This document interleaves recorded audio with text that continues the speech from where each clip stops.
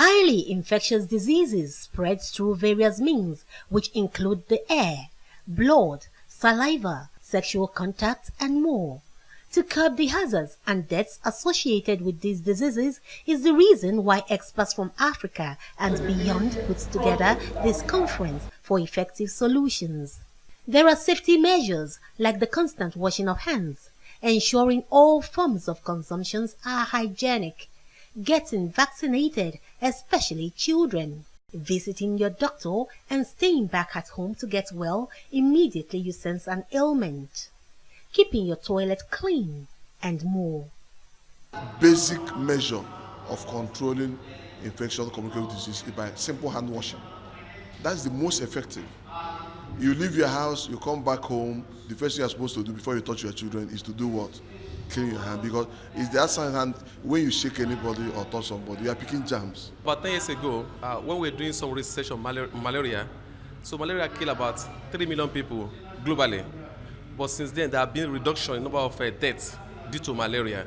So because we are applying an approach that is functional, and one of them is bioinformatics. So what bioinformatics does is that it helps us to fast track the way of getting drug that will be effective. The medical experts say some ailments are resistant to drugs due to the variation of genotypes, and some diseases are common in certain areas due to the specific attributes of some geographical locations. Unraveling the cure for such ailments, they say, demand in-depth research and proper funding. Now we are having evolution of new diagnostic tools to be able to track emerging pathogens that old diagnostic tools will not be able to track.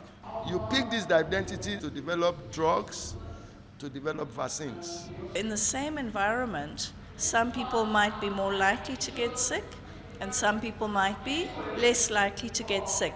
And that often relates to our genes.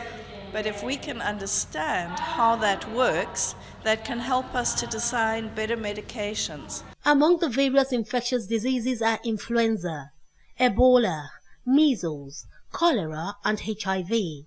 Also among the deadly diseases are coronary artery diseases, which are heart-related, a stroke arising from high blood pressure, lower respiratory infections, malaria, type 1 diabetes, and AIDS.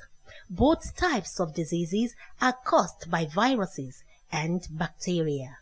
Jacquiline Ogor, TVC News, Lagos.